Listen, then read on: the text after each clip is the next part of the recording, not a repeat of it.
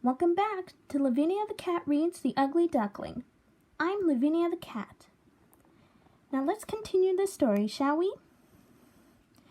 The other ducklings are graceful enough, said the old duck.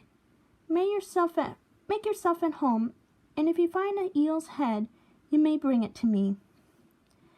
And now they were at home, but the poor duckling, which had crept last out of the egg, and looked so ugly, was bitten and pushed and jeered, as much by the ducks as by the chickens.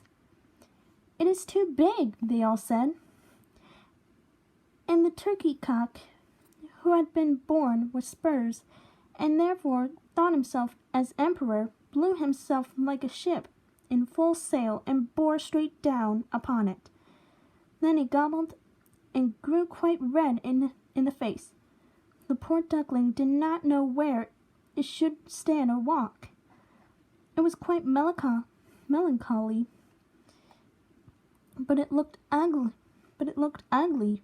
and was the butt of the whole duck yard. So it went on the first day, and afterwards it became worse and worse. The poor duckling was hunted about by everyone. Even its brothers and sisters were quite angry with it, and said, "If the car would only catch you, you ugly creature." And the mother said, "If you were only far away." And the ducks bit it, and the chickens bare it. And the girl had to feed the poultry, kicked at it with her foot. Then it ran and flew over the fence, and the little birds in the bushes flew up in fear. "That is because I am so ugly," thought the duckling, and it shut its eyes, but flew on farther, and so it came out into the great moor. Moor, I think that's how it's pronounced, where the wild ducks lived. Here it lay the whole night long, and it was weary and downcast. Towards morning, the wild ducks flew up and looked at their new companion. "What sort of a one are you?" they asked, and the duckling turned in every direction and bowed as well as it could. "You are remarkably ugly," said the wild ducks, "but that is nothing to us, so long as you do not marry into our family." Poor thing! It certainly did not think of marrying, and only hoped to obtain leave to lie among the reeds and drink some of the swamp water. Thus it lay 2 whole days. Then came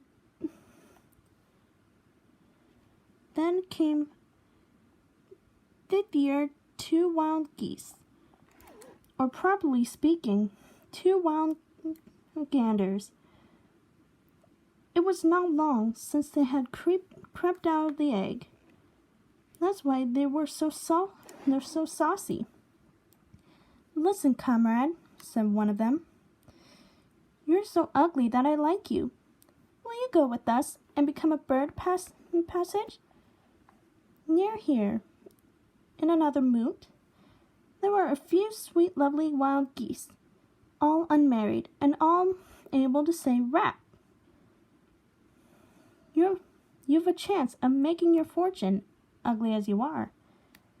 Piff-paff resounded through the air, and said 2 ganders fell down dead in the swamp, and the water became blood red. Piff-paff it sounded again, and the whole flock of wild geese rose up from the reeds, and there was another report, and then there was another report. A great hunt was going on. The sportsmen were lying in wait all around the moor, and some were even sitting up in the branches of the trees, which spread far over the reeds. The blue smoke rose up like clouds among the dark trees, and was wafted far away across the water, and the hunting dogs came splash, splash into the swamp, and the rushes and the reeds bent down on every side. That was a fright for the poor duckling. It turned its head and put it under its wing, but at that moment a frightful great dog stood close by the duckling. His tongue hung far out of his mouth, and his eyes gleamed horrible and ugly. He thrust out his nose against the duckling. He thrust his nose close against the duckling, showed his sharp teeth, and splash, splash, on he went without seizing it. "Oh, heaven be thanked," sighed the duckling. "I am so ugly that even the dog does not like to bite me." And so it lay quite quiet, while the shots rattled through the reeds, and gun after gun was fired. At last, late in the day, all was still, but the poor duckling did not dare to rise up. It waited several hours before it looked around, and then hastened away out of the moor as fast as he could. It ran over field and meadow. There was such a storm raging that it was difficult to get from one place to another. Towards the evening, the duck came to a little miserable peasant's hut. This hut was so dilapidated that it did not itself know on which side it should fall, and that's why it remained standing. The storm whistled round the duckling in such a way that the poor creature was obliged to sit down, to stand against it, and the wind blew worse and worse. Then the duckling noticed that one of the hinges of the door had given way, and the door hung so slanted that the duckling could slip through the crack into the room, and that is what it did. Here lived a woman with her cat and her hen, and the cat, whom she called Sonny, could arch his back and purr. He could even give out sparks, but to make him do it, one had to stroke his fur the wrong way. The hen had quite little short legs, and therefore she was called Chickabiddy.